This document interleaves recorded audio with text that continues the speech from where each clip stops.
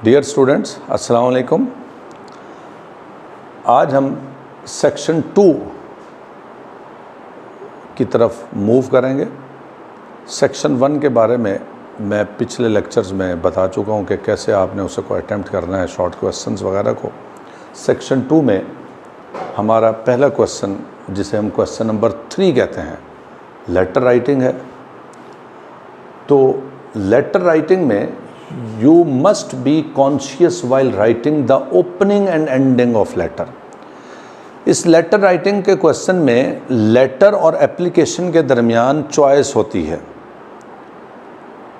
तो मैं हमेशा कहता हूं कि जो ब्रिलियंट बच्चे होते हैं, जिन्होंने मेरिट लेना होता है, they must go for letter writing because you may show your knowledge, you may show your language skill in letter writing rather than application।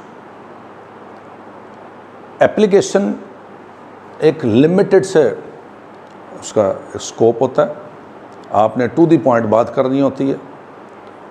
तो इसलिए क्योंकि एक ब्रिलियंट बच्चे ने मैक्सिमम मार्क्स गेन करने होते हैं, इसलिए उसे लेटर राइटिंग की तरफ जानी चाहिए। और आजकल तो देखें, हमारा स्मार्ट सिलेबस है, आपके स्मार्ट सिलेबस में 12 लेटर्स हैं।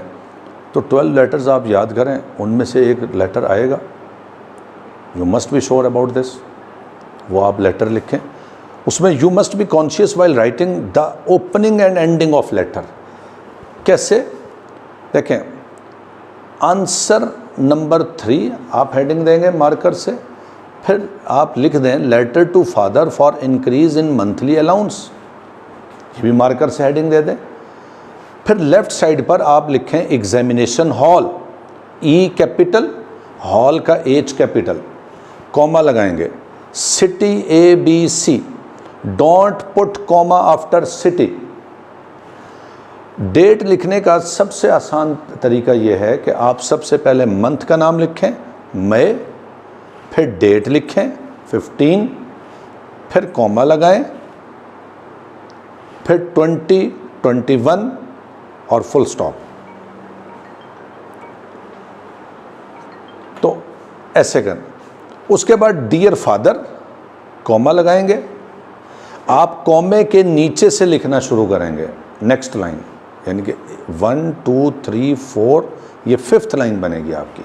6th लाइन आप यहां से लिखेंगे और लिखते चले जाएंगे। उसके बाद आप, जब आपका लेटर मुकम्मल हो जाएगा, आपने अगर ये लेफ़्ट साइड पर लिखा है एग्जामिनेशन हॉल सिटी ABC, तो आपने यूअर्स लविंगली लेफ़्ट साइड पर ही लिखना है। अगर आप इसको राइट साइड पर लिखना चाहते हैं, पेज के राइट साइड पर, तो आप राइट साइड पर लिखें, और यूअर्स लविंगली भी फिर क्या आएगा, राइट साइड पर आएगा। अब ये जो यूअर्स है, देखें बेटा, इसका मैं आपको एक तरीका बताता हूँ। यूअर्स किन के साथ आता है? जो LY वाले अल्फाज हैं, जैसे लविंगली, सिंसियरली, ओबीडियंटली, जब LY वाले अल्फाज लिखते हैं तो आप यूअर्स लगाते हैं। और जब LY वाले अल्फाज नहीं लिखते तो फिर आप यूअर लगाते हैं, जैसे यूअर लविंग सन, कॉमा, ऐसे लिखेंगे, यू आर लविंग सन। यहां पर आप लिखें, अगर आप लविंगली नहीं लिखना चाहते तो फिर यू आर लविंग सन। तो यूअर्स का Y कैपिटल, लविंगली का L स्मॉल, फिर कॉमा XYZ। अब हम क्या करेंगे, देखें, अगर हम लविंग सन लिखना चाहते हैं, देखें यूअर, ये S खत्म हो जाएगा, यूअर लविंग सन। शॉर्टकट तरीका मैंने आपको बता दिया कि जो LY वाले अल्फाज हैं उनके साथ यूअर्स, और जो LY वाले अल्फाज नहीं हैं उनके साथ यूअर। फिर कोटेशंस आपने लेटर में, आपने लेटर में कोटेशंस की भरमार नहीं करनी। 3 to 4 मैक्सिमम कोटेशंस इनफ हैं, और टू द पॉइंट कोटेशंस होनी चाहिए। जो बात आप लिख रहे हैं उसके मुताबिक कोटेशन होनी चाहिए। कोटेशन किस लिए लिखी जाती है? आप अपनी बात पर एम्फेसिस डालने के लिए, आप अपनी बात पर स्ट्रेस डालने के लिए कोटेशन लिखते हैं। बाज़ बच्चे बस कोटेशन डाल देते हैं लेटर में, उसका उससे लिंक नहीं बन रहा होता, तो ऐसे कोटेशन का फ़ायदा नहीं होता। फिर बच्चे पूछते हैं सर कितने पेजेस होने चाहिए, लेटर कितने पेजेस का हो, 3 पेजेस हों, 4 हों, 5 हों। इस पर भी मैं ये कहता हूँ कि आपने your letter should be comprehensive, जो मैं I have already explain it कि कॉम्प्रिहेंसिव का क्या मतलब है। आप पेजेस भरने की तरफ मत जाएं।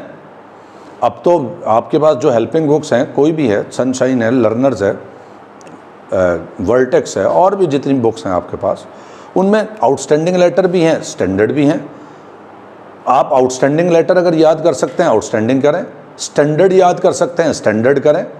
अगर अब इसको चेक भी आप कैसे कर सकते हैं, अगर आप आउटस्टैंडिंग लेटर याद करते हैं, आप आउटस्टैंडिंग लेटर को लिखें, अगर लिख करने के बाद आप चेक करते हैं उसमें आपकी 6 या 7 एरर आ जाती हैं, तो उन 6 या 7 एरर को अगर आपकी आ गई तो उससे बेहतर है आप आउटस्टैंडिंग मत याद करें, स्टैंडर्ड लेटर याद करें। आपका लेटर गलतियों से पाक होना चाहिए।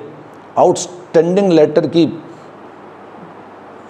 भेड़ चाल में, जिसे हम कहते हैं sheepish mentality, don't develop sheepish mentality, always be realistic.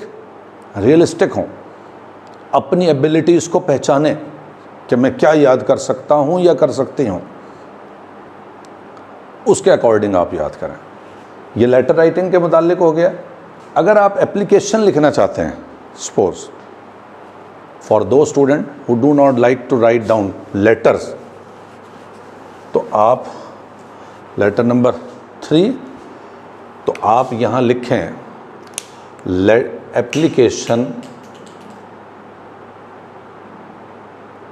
Application for remission of fine. आप लिखें द प्रिंसिपल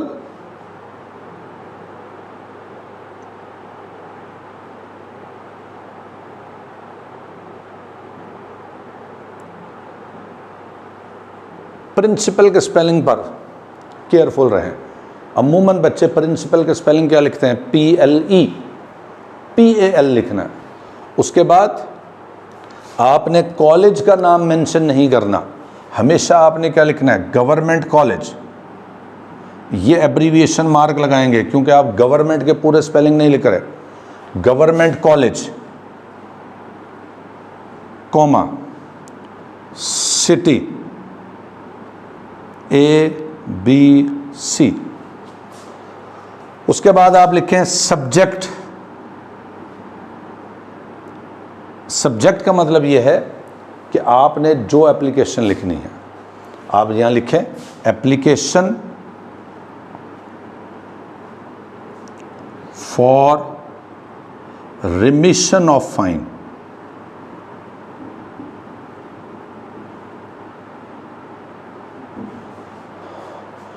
ये फाइन इस साइड पे लिखें। फिर आप लिखें सर, कॉमा, आप इसके नीचे से लिखना शुरू करें। फिर नेक्स्ट लाइन यहाँ से आप लिखेंगे। आप इस तरह एप्लीकेशन लिखें। एप्लीकेशन लिखने के बाद एंड पर आपने, जब आप एंड पर जाएंगे, एप्लीकेशन क्लोज करेंगे, तो आपने किस साइड पर देखें, आपने देखें प्रिंसिपल वगैरह लिखा। उसके बाद आपने पूरी एप्लीकेशन लिखी। एप्लीकेशन लिखने के बाद आप लिखेंगे, देखें, यूअर्स, वाई कैपिटल, एपोस्ट्रॉफी नहीं आएगी, यूअर्स ओबीडियंटली, कॉमा, XYZ। और इसी लाइन पर आप आ जाएं लेफ्ट साइड पर, यहाँ लिखें डेटेड, ये कॉलन लगाएं। फिर डेट लिखने का वही आसान तरीका जो मैंने आपको बताया हुआ है कि महीने का नाम पहले लिखें, मंथ का नाम पहले, मई 12 2021, ये डेट हो गई। इस तरीके से आप एप्लीकेशन क्लोज करेंगे और हर क्वेश्चन कंप्लीट करने के बाद आप लाइन लगाएंगे, फिर नया क्वेश्चन शुरू करेंगे। शॉर्ट क्वेश्चन लिखे, लाइन लगाएं, लेटर लिखा है, लाइन लगाएं। उसके बाद नेक्स्ट क्वेश्चन है हमारा स्टोरी राइटिंग। इसी तरह स्टोरी राइटिंग में भी देखें बेटा, स्टोरी राइटिंग में भी आपने आंसर नंबर क्या लिखेंगे, इसका 4। अब यहां पर देखें, आपको 2 मॉरल्स दिए जाएंगे। 2 मॉरल्स पर आपने 2 मॉरल्स में से एक मॉरल पर स्टोरी लिखनी है। मोर देन 80% स्टूडेंट हेडिंग ये जब देते हैं, बिलफर्स स्टोरी आपको आई है, a friend in need is a friend in deed. अब स्टूडेंट क्या करते हैं, a friend in need is a friend in deed यहां पर लिख देते हैं मॉरल हेडिंग के तौर पर। मॉरल कभी भी हेडिंग के तौर पर नहीं लिखा जाता, ये बात जहन में रखें। आपने यहां पर टाइटल लिखना है स्टोरी का। A friend in need is a friend in deed का टाइटल क्या है, 2 फ्रेंड्स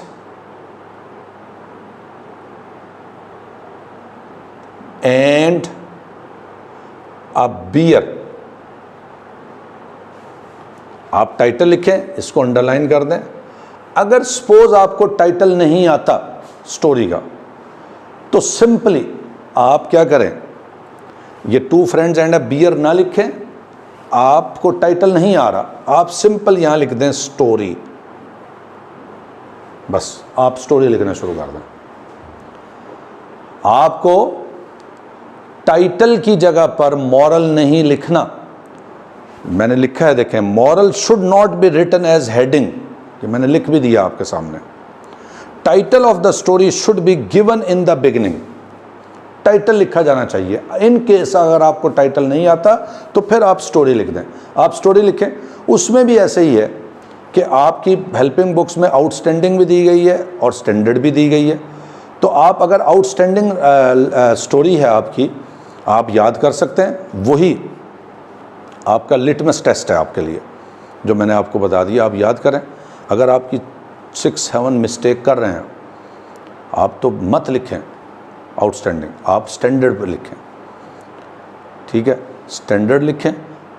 और अगर आप आउटस्टैंडिंग लिखते हैं, बगैर एरर के लिख जाते हैं, तो फिर आप उसे लिखें। पूरी स्टोरी लिखने के बाद आप हेडिंग देंगे मॉरल, और हेडिंग ये अलामत लगाएंगे कॉलन, या आप मार्कर से लिखें या पॉइंटर से लिखें।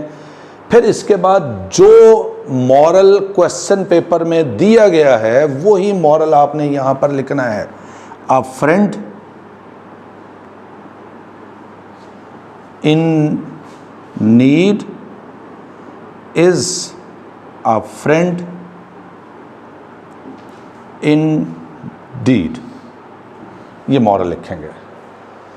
और एक और मिस्टेक स्टोरी में, जो मिस्टेक्स मैंने लेटर की मिस्टेक्स भी आपको बताई कि बिगिनिंग में और एंड पर करते हैं, एप्लीकेशन की मिस्टेक्स बताई, मैं अब स्टोरी की मिस्टेक्स के, एक तो टाइटल लिखना है शुरू में हेडिंग की जगह पर।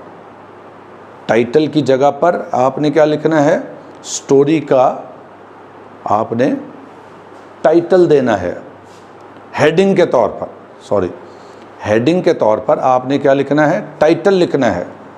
आपने मॉरल नहीं लिखना शुरू में।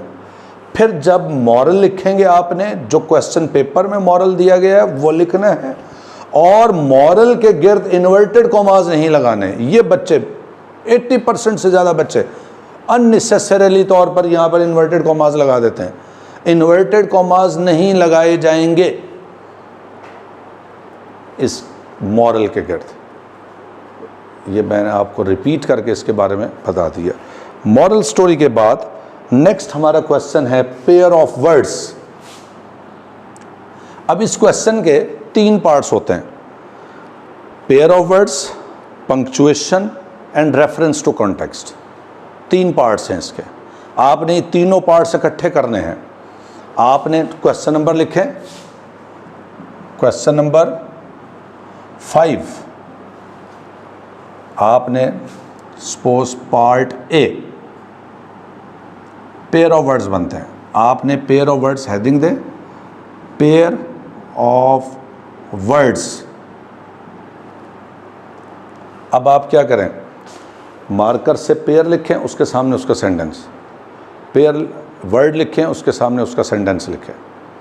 या आप ऐसे भी कर सकते हैं, बिलफर्ज एक्सेस लिखते हैं, ये लिखें, अगली लाइन पर सेंटेंस लिख दें,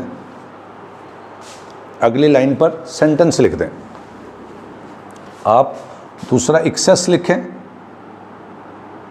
अंडरलाइन कर दें, ये अलामत लगा दें और अगली लाइन पर सेंटेंस लिख दें। इस तरह आपने 5 पेयर्स लिखने हैं। इसमें भी आपने स्पेलिंग की मिस्टेक का ध्यान रखें, क्योंकि पेयर्स का मतलब यही होता है कि स्पेलिंग थोड़ा सा फ़र्क होता है। लेट्स सपोज ब्राइडल है, आप BRIDAL ब्राइडल, आप स्पेलिंग लिख रहे हैं, ठीक है, she looks very beautiful in her bridal dress, लेकिन आप अनकॉन्शियसली तौर पर या केयरलेसली आप ब्राइडल क्या लिख जाते हैं, BRIDLE, पीछे आपने यहाँ ब्राइडल ही लिखा, ठीक है, लेकिन आगे सेंटेंस में आप BRIDLE लिख रहे हैं। तो इस बारे में केयरफुल रहें। ये पेयर्स का क्वेश्चन हो गया। पेयर्स के क्वेश्चन के लिखने के बाद डियर स्टूडेंट्स, और next question is reference, context and explanation. तो उसी तरह हम हेडिंग देंगे answer number 5। Let's suppose it is part B. आप पार्ट बी लिखेंगे, रेफरेंस आप हेडिंग देंगे। रेफरेंस की हेडिंग देने के बाद आप इसे अंडरलाइन करें, मार्कर या पॉइंटर से लिखें, कॉलन लगाएं। आपने रेफरेंस में क्या लिखेंगे, the lines comma under review comma have been extracted from the poem Ozymandias written by PB Shelley. Writer poem का जो टाइटल है उसे कैपिटल लेटर से लिखा जाएगा और इन्वर्टेड कॉमाज लगाए जाएंगे, और राइटर के नाम के गिर्द इन्वर्टेड कॉमाज नहीं लगाए जाएंगे। ये सबसे बड़ी एरर करते हैं बच्चे कि राइटर के नाम के गिर्द भी इन्वर्टेड कॉमाज लगा दिए जाते हैं। राइटर का नाम, पोएट का नाम सिर्फ कैपिटल लेटर से लिखा जाएगा, इन्वर्टेड कॉमाज नहीं लगाए जाएंगे। इन्वर्टेड कॉमाज सिर्फ टाइटल के गिर्द आते हैं। टाइटल कैपिटल लेटर में भी होगा और इन्वर्टेड कॉमाज भी लगाए जाएंगे। उसके बाद ये लिखने के बाद कॉन्टेक्स्ट, कॉन्टेक्स्ट आपको के बारे में मुकम्मल तौर पर डियर स्टूडेंट्स गाइड किया गया है कि कॉन्टेक्स्ट लिखवाए भी गए हैं, आपको प्रोवाइड कर दिए गए हैं। वो कॉन्टेक्स्ट आप याद करें और वो कॉन्टेक्स्ट आप यहाँ लिखें। एक्सप्लेनेशन भी मैंने आप लोगों को तफसील से समझाई है, पोएम तफसील से पढ़ाई हैं, तो एक्सप्लेनेशन भी तरीका मैं बता चुका हूँ। आप एक्सप्लेनेशन लिखें, ठीक है। एक्सप्लेनेशन लिखने के बाद आप जो अच्छे बच्चे हैं, टैलेंटेड बच्चे हैं, they must write artistic qualities after writing explanation, and artistic qualities should be written in the form of points number 1 2 3 4 5 6। In artistic qualities को भी मैं बड़ी तफसील के साथ अपने क्लासरूम में लेक्चर के दौरान एक्सप्लेन कर चुका हूँ। तो जो टैलेंटेड बच्चे हैं, जो ब्रिलियंट बच्चे हैं, वो आर्टिस्टिक क्वालिटीज़ ज़रूर लिखें, और जो मीडियोकर बच्चे हैं, जो FA के स्टूडेंट्स हैं, वो सिर्फ रेफरेंस लिखें, कॉन्टेक्स्ट लिखें और एक्सप्लेनेशन लिखें। Don't move towards artistic qualities. Artistic qualities are only for those students who are talented and who want to get maximum marks. This will surely give you maximum result. Next question है हमारा part C, punctuation. अब punctuation में आपको एक या दो line, अमूमन 2 lines दी जाती हैं, स्मॉल इंग्लिश में दी जाती हैं। उनको आपने कैपिटलाइजेशन भी करनी है और आपने पंक्चुएशन मार्क्स भी लगाने हैं। तो इसके लिए मैं हमेशा स्टूडेंट्स को एडवाइस करता हूँ एक इस क्वेश्चन के लिए और एक ट्रांसलेशन इनटू उर्दू। ये 5 नंबर का क्वेश्चन है। आपने अपनी जो आंसर बुक है, लेट्स सपोज ये आपकी आंसर बुक है, आप आंसर बुक के एंड पर चले जाएंगे, लास्ट पेज पर। लास्ट पेज पर आप वहाँ लिख दें रफ वर्क। आप वहाँ पर पंक्चुएशन करें, पहले पंक्चुएशन को सॉल्व करें। आप वहाँ पर पंक्चुएशन सॉल्व करें, वहीं पर आपकी कटिंग होगी, ओवर राइटिंग होगी। आप जो मार्क नेसेसरी समझते हैं वो लगाएं, कैपिटलाइजेशन करें। जब आपको देखिए मैंने क्या लिखा है, you must write it on the last page of your answer book. Answer book पर लिखें, किसके तौर पर? एक रफ वर्क के तौर पर। ये आप रफ वर्क कर रहे हैं। किस लिए रफ वर्क कर रहे हैं? आप रफ वर्क ये इसलिए कर रहे हैं कि आप कटिंग से बचें। आपका पेपर नीट एंड क्लीन होना चाहिए। मैं बार बार इस चीज़ पर एम्फेसाइज कर रहा हूं कि आपका पेपर नीट एंड क्लीन होना चाहिए। तो रफ वर्क करें। जब आप देखें आफ्टर कंप्लीट सेटिस्फेक्शन, जब आपकी सेटिस्फेक्शन हो जाए कि अब ये मैं पंक्चुएशन एक मैं परफेक्ट कर चुका हूं, अब इसमें कोई एरर नहीं है, तो अब इस पंक्चुएशन को वहाँ से उठाकर, यानी कि जस्ट अब आपने इसको क्या करना है, कॉपी करना है। आपने इसको देखकर जो उसकी प्रॉपर प्लेस इसलिए मैंने लिख दिया right at its proper place. आपने उस लास्ट पेज को हमने क्यों यूज़ किया? जस्ट रफ वर्क के तौर पर, कि अगर आप कटिंग करना चाहें वहाँ कटिंग कर लें। फिर आप उसको जब फाइनल कर लें, उसको उठाकर उसकी जो प्रॉपर जगह है वहाँ पर लिखें आप answer number 5 part C, punctuation heading दें, सिर्फ पंक्चुएट करके लिख दें। जो क्वेश्चन पेपर में 2 या 3 लाइनें लिखी हुई हैं अनपंक्चुएटेड, उनको लिखने की ज़रूरत नहीं है। सिर्फ पंक्चुएट की हुई लाइंस आपने लिखनी है, और वो भी नकल करके। कहाँ से? जो आपने रफ वर्क किया है। इससे क्या होगा? एक तो आप जब इसको नकल करके लिखेंगे, ना आपकी कोई कटिंग होगी, ना ओवर राइटिंग होगी, और हैंड राइटिंग भी खूबसूरत होगी। इस तरह आपने इस क्वेश्चन को अटेम्प्ट करना है। आपने लाइन लगा देनी है। ये क्वेश्चन नंबर जो 5 है, इसके भी 3 पार्ट्स हैं, A, B, C, यानी कि पेयर्स, रेफरेंस कॉन्टेक्स्ट और पंक्चुएशन। आप इसको तरतीब से भी कर सकते हैं, आगे पीछे भी अपनी मर्जी के मुताबिक कर लें, लेकिन तीनों पार्ट्स को एक ही जगह पर करें। अब लास्ट क्वेश्चन हमारा रह गया है क्वेश्चन नंबर 6, और जिसे हम आप देखें हेडिंग देंगे, मैं यहाँ पर लिखता हूँ, देखें आंसर नंबर हम इरेज कर लेते हैं।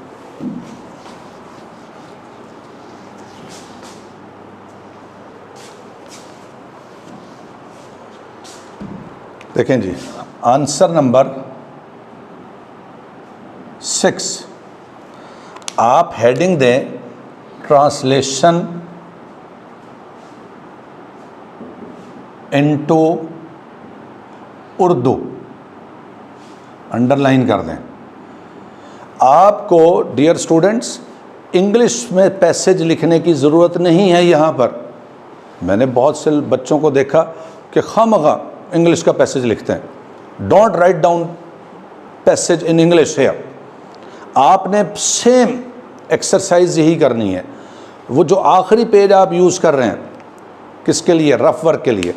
आपने वहाँ पर you must write it on the last page of your answer book, यानी कि ट्रांसलेशन आपने लास्ट पेज पर लिखें, एक रफ वर्क के तौर पे लिखें। क्योंकि आप जैसे आपको ट्रांसलेशन क्लासरूम में कराई गई है, आपको बामुहावरा सलीस उर्दू में तर्जुमा कराना मैंने सिखाया है आपको, उस तरह आपने लिखें। यकीनन आपसे कटिंग भी होगी, थोड़ी सी ओवर राइटिंग भी होगी। Keep it in mind that this question carries 15 marks. और अमूमन ये देखने में आया है कि इस क्वेश्चन को क्या करते हैं, बच्चों ने लिखा answer number 6 translation into Urdu और लिखना शुरू हो गए, लिखना शुरू हो गए, वहीं पे कटिंग कर रहे हैं, वहीं पे ओवर राइटिंग कर रहे हैं और कोई तवज्जो ही नहीं है और 5 मिनट में लिख के फारिग हो जाते हैं। जबकि मैंने आपको नोट किया होगा आपने कि ट्रांसलेशन इनटू उर्दू के लिए मैंने 20 मिनट आपको डिवीजन ऑफ टाइम में लिखवाए थे, 20 मिनट्स। अब इस 20 मिनट्स में सुकून के साथ आप सेंटेंस पढ़ें, सेंटेंस पढ़ने के बाद आप उसका ट्रांसलेशन उर्दू में लिखें, फिर अगला सेंटेंस पढ़ें, ट्रांसलेशन लिखें। जो जुमले इन्वर्टेड कॉमाज में होंगे उनकी ट्रांसलेशन इन्वर्टेड कॉमाज में ही लिखेंगे। जब आप लेट्स सपोज आपके 10 से 12 मिनट लग जाते हैं इस सारा लिखने में, ठीक है, इस सब कुछ लिखने में आपके 10 to 12 मिनट्स लग जाते हैं, 10 to 15 मिनट्स लग जाते हैं, 10 to 15 मिनट्स आपके लग जाते हैं ट्रांसलेशन लिखने में रफ़ वर्क पर। आपकी कटिंग भी हो गई, ओवर राइटिंग भी हो गई। जब आप श्योर हो जाएं, देखें आफ्टर कंप्लीट सेटिस्फेक्शन, वही 2 पॉइंट जो पंक्चुएशन में हमने किए थे, वही उन 2 पॉइंट्स का हमने ख्याल करना है कि जब सेटिस्फेक्शन हो जाए कि अब इससे बेहतर ट्रांसलेशन मुझसे नहीं हो सकती, तो अब उसको आपने उसे वहाँ से उठाकर जहाँ उसकी प्रॉपर प्लेस है, मैंने लिखा है देखें, right at its proper place, वहाँ से उठाकर, वो तो आप रफ पेज यूज़ कर रहे हैं, आप उसको वहाँ से उठाकर उसकी जो प्रॉपर प्लेस है जहाँ आप पेपर कर रहे हैं, वापस कॉपी पर आएँ। आप लिखें answer number 6 translation into Urdu, और आप जो वो पैराग्राफ लिखेंगे जस्ट आप नकल करके लिखेंगे और वो नीट एंड क्लीन पैराग्राफ लिखा जाएगा, इंतहाई खूबसूरत देखा जाएगा। It will surely give you maximum marks, it will surely leave a good impression upon the examiner. अब ये सारा पेपर करने के बाद डियर स्टूडेंट्स, आप इंशाल्लाह जैसे मैंने आपको डिवीजन ऑफ टाइम बताई, कोशिश करें जो क्वेश्चन सबसे बेहतर आता हो उस क्वेश्चन को पहले ऑप्ट करें। अगर आप शॉर्ट क्वेश्चंस पहले नहीं लिखना चाहते हैं मत लिखें, आप मॉरल स्टोरी लिख लें, आप लेटर राइटिंग लिख लें, शॉर्ट क्वेश्चन बाद में लिख लें, तकरीबन पेपर के दरमियान में आकर लिख लें, सेंटर में लिख लें आकर। ये it is up to you कि किस क्वेश्चन को आप कैसे अटेम्प्ट करते हैं, लेकिन कीप इट इन माइंड कि एक क्वेश्चन के तमाम पार्ट्स को एक ही जगह पर करना है। ये मैं रिपीट कर रहा हूँ स्टेटमेंट को बार बार, क्योंकि इसको बच्चे इग्नोर करते हैं इस बात को कि एक जगह पर तमाम पॉइंट्स को हल नहीं किया जाता, नहीं लिखा जाता। तो फिर कोशिश करें कि जो डिवीजन ऑफ टाइम दी गई है उसमें से 5-7 मिनट अगर आप बचा लें, 5 से 10 मिनट टोटल टाइम में से वो बच सकते हैं, 1-1, 2-2 मिनट भी हर क्वेश्चन से आप बचाएं, तो उसके आपने फाइनल रीडिंग एक पेपर की करनी है। क्योंकि जो फाइनल रीडिंग होती है ना, उसमें आप यकीनन अपने कई मार्क्स सिक्योर कर रहे होते हैं, क्योंकि अनकॉन्शियसली तौर पर स्पेलिंग मिस्टेक हो जाती है, अनकॉन्शियसली तौर पर कोई बात स्किप हो जाती है इंसान से। तो जब आप सेकंड रीडिंग करते हैं, आप पेपर मुकम्मल करने के बाद ज़रूर 5 to 10 मिनट्स बचाएं। ये मैंने बहुत, जिसे कहते हैं ना, खुला टाइम को डिवाइड किया था, ठीक है, मैक्सिमम टाइम आपको दिया, उसमें से आपने 1-1, 2-2 मिनट सेव करने हैं। आखिर में 5 से 10 मिनट और बच जाएंगे इंशाल्लाह ज़रूर। उन 5 से 10 मिनट को आप पूरा पेपर रीड करेंगे। रीड करने के, पूरे पेपर को रीड करने के बाद जो गलतियां आए, स्पेलिंग मिस्टेक, यकीनन थोड़ी बहुत गलतियां निकलेंगी, उनको आप करेक्ट कर लें। उनको करेक्ट करने के बाद तो ये जो आपने रीड किया सारे का सारा पेपर, इससे यकीनन आपकी गलतियां, जो थोड़ी बहुत गलतियां रह गई होंगी, वो बेहतर हो जाएंगी इंशाल्लाह।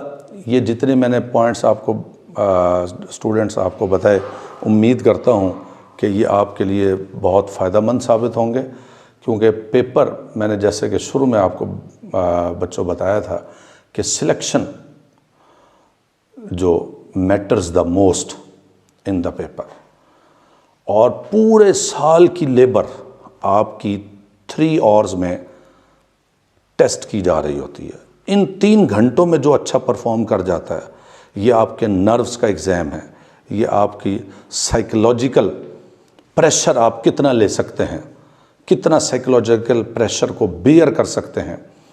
ठीक है, ये सब आपकी नर्व्स का भी एग्ज़ाम है, आपकी साइकोलॉजिकल नर्व्स का भी एग्ज़ाम है। तो आप अल्लाह ताला पर भरोसा रखते हुए, अपनी सलाहियतों पर भरोसा रखते हुए इन हिदायत पर को फॉलो करें। इंशाअल्लाह you will get maximum of results. अल्लाह हाफ़िज़।